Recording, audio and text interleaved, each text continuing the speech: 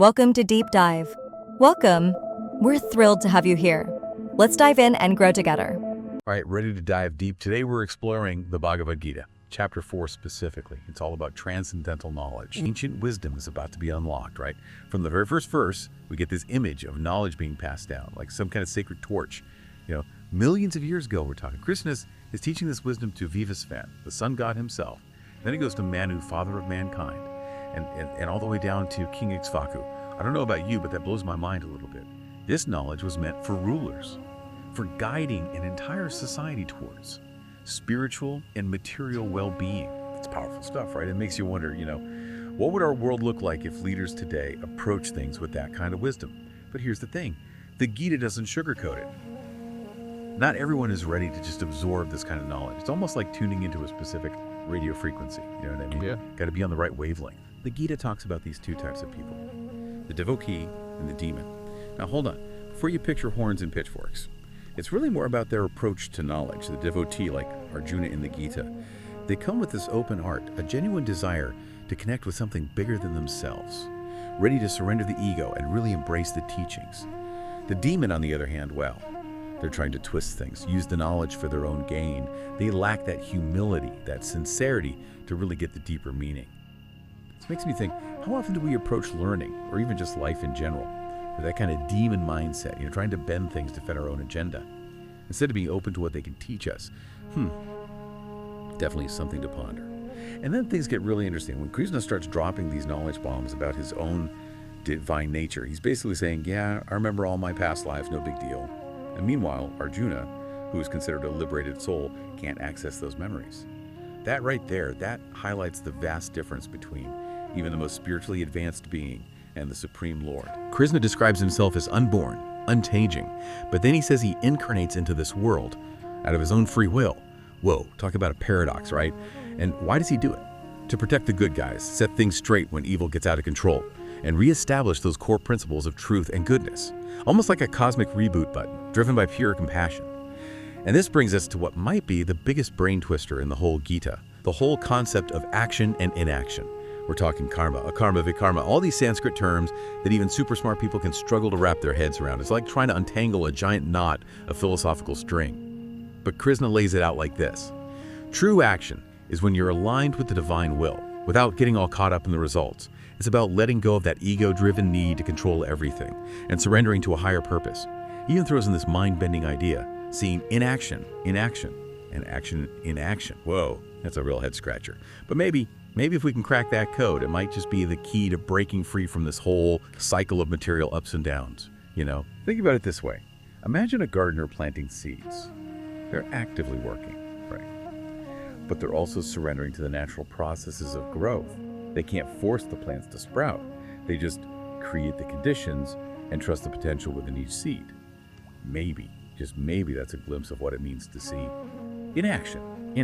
And the Gita goes on to describe this transcendental knowledge as the ultimate purifier, like a fire that burns away all that karmic baggage we've accumulated over lifetimes, freeing us from that endless loop of birth and death. Sounds pretty liberating, doesn't it? But the question is, how do we actually get our hands on this knowledge? Well, the Gita gives us a roadmap. It says you need 3 key ingredients: faith, self-control, and a burning desire to break free from limitations, from suffering. But it's not just about having these qualities. It's about putting them into action. You need to find a genuine spiritual teacher, someone who's already walked the path and can guide you through all the twists and turns. It's like Pete and Riffrey, finding a seasoned Sherpa to help you climb Mount Everest. You wouldn't try to do that alone, would you?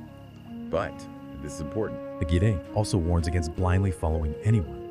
It encourages a healthy balance of surrender and critical thinking. It's about cultivating a deep trust in Krishna and his teachings, while also using your own intelligence and discernment to make sure those teachings resonate with your heart. It's like a dance between faith and reason, surrender and understanding. And here's the big reveal. The ultimate goal of all this spiritual seeking is to realize our eternal connection with Krishna. Through this transcendental knowledge, we wake up to the fact that we're all part of this interconnected web of existence, all connected to the source.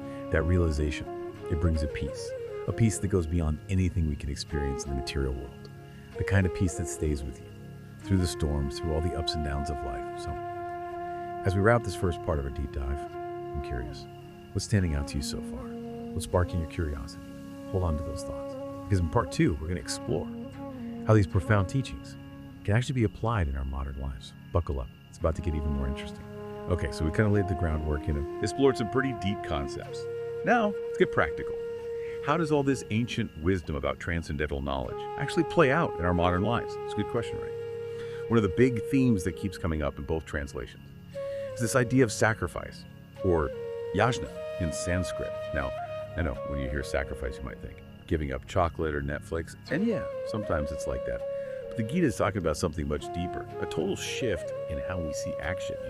It points out that most of us are already making sacrifices all the time, but for the wrong reasons. Working our tails off, chasing that promotion, buying the fancy gadgets, all to get that hit of happiness, that feeling of security. It's like Devesha. We're offering sacrifices to the gods of success and status, hoping they'll throw us a bone. But here's the catch. Those rewards, they're fleeting, right? They never really satisfy us. And we're left wanting more, always striving, always reaching. Talk about exhausting, the Gita is saying. Hey, you're already putting energy into something. Why not dedicate it to something higher than your own ego? Why not make those sacrifices an act of love, an offering to the divine?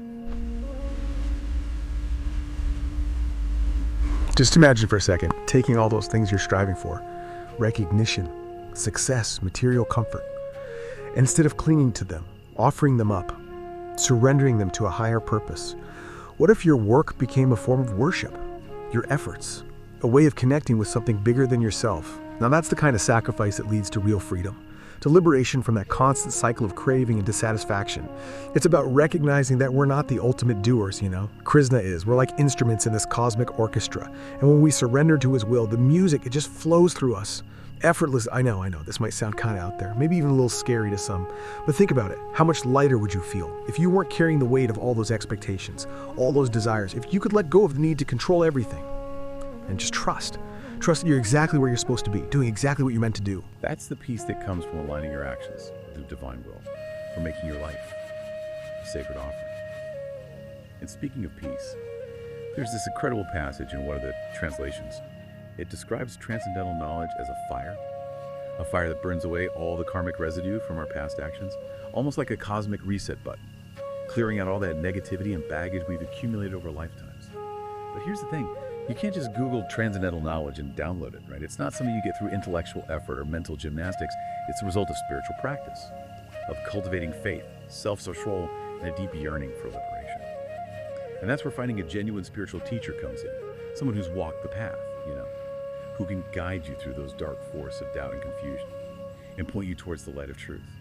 The Gita emphasizes that it's not about blindly believing everything you're told, but about finding a teacher you trust, someone who embodies wisdom, compassion, and integrity. It's about learning to tell truth from falsehood, to test the teachings against your own experience. It's like you wouldn't just walk into any random restaurant and order the chef's surprise, right? You'd want to know something about the chef, their reputation, their style. Same goes for spiritual teachers. You want to make sure they're serving up something nourishing, something that aligns with your soul's deepest longing. And this brings us to another important point. The qualities we need to develop within ourselves. To be receptive to this transcendental knowledge, the Gita talks about faith, self-control, and a burning desire for liberation. It's not about becoming some emotionless robot, but about learning to master our minds and senses, to direct our energy towards something higher than those fleeting pleasures and desires. It's like our senses are these wild horses, and if we let them run wild, they'll take us all over the place, chasing every distraction and temptation. But when we learn to harness that energy, to guide those horses with a steady hand, we can direct our attention towards something truly meaningful, something that nourishes our soul. It's about finding that balance between discipline and joy, effort and surrender. Now, the Gita doesn't give us a one-size-fits-all approach to spiritual practice. It offers a whole buffet of options, from studying the scriptures to practicing yoga and meditation. It's like it's saying, hey, here are all these tools and techniques. Experiment. Find what works for you, what helps you connect with that divine spark within. But here's the thing. It's not about achieving some external goal or reward. It's about inner transformation, peeling back those layers of conditioning and ego to reveal the true self, that pure, radiant being that's always been there, just waiting to be uncovered. It's like polishing a diamond. The diamond's already perfect, already beautiful, but it's covered in dirt and grime. Through spiritual practice, we gently remove those impurities, allowing that diamond's inherent brilliance to shine through. So, as we move into the final part of our deep dive, I want to leave you with this question.